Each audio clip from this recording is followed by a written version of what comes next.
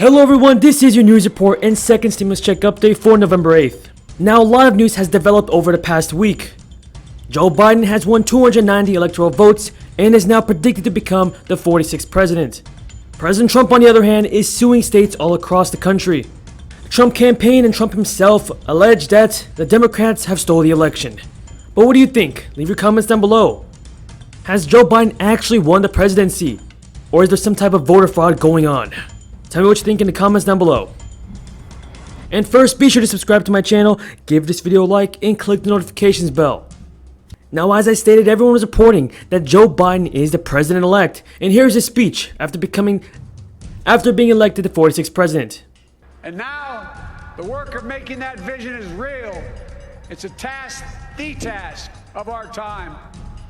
Folks, as I said many times before, I'm Jill's husband. And I would not be here without her love and tireless support of Jill and my son Hunter and Ashley, my daughter, and all our grandchildren and their spouses and all our family. They're my heart. Jill's a mom, a military mom, an educator, and she is dedicated to those who supported us. I'm proud of the campaign we built and ran. I'm proud of the coalition we put together, the broadest and most diverse coalition in history.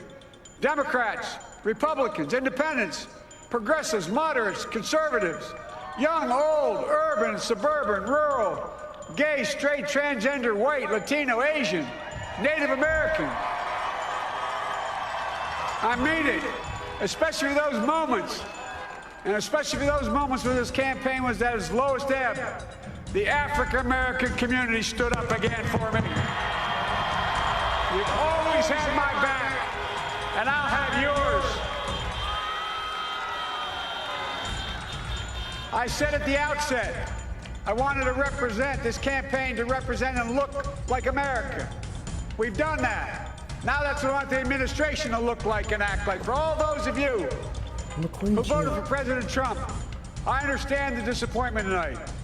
I've lost a couple times myself, but now, let's give each other a chance. That is some of just what President Joe Biden or President-elect Joe Biden just said. Now, do you approve of Joe Biden? Leave your comments down below. However, everybody, just remember that the election is far from over. Even though Joe Biden is the president-elect, President Trump has yet to concede the election. Here's a clip from Today News telling us that the election is far from over. The election is, quote, far from over, claiming on Twitter that he won the election. His reaction to the election outcome filled the streets. The president, who had sought fresh air and perhaps solace on the golf course, returned to the White House where he found something to boast about on Twitter.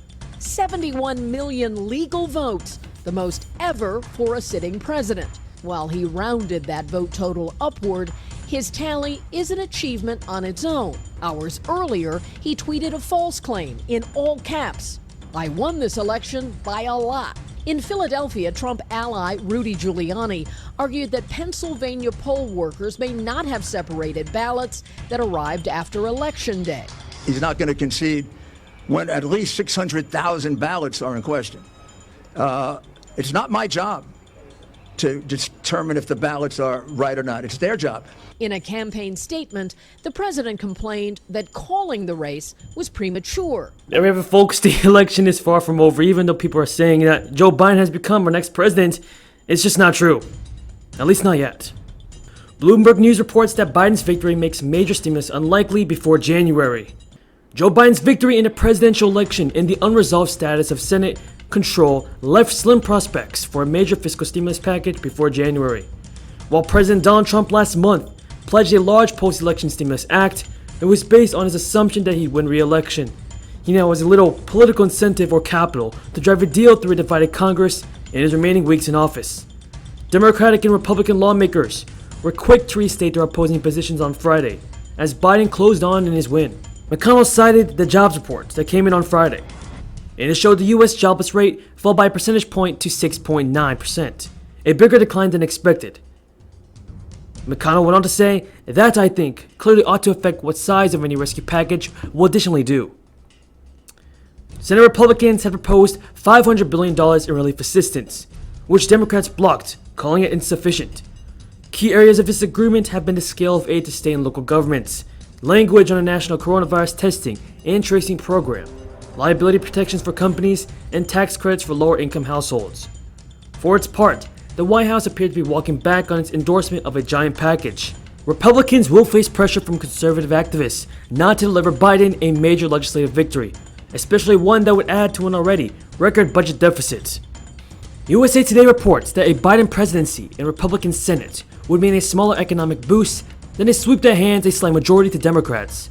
Under the former scenario, the economy would grow an average 3.5% a year and generate 11.6 million jobs during Joe Biden's 4-year term.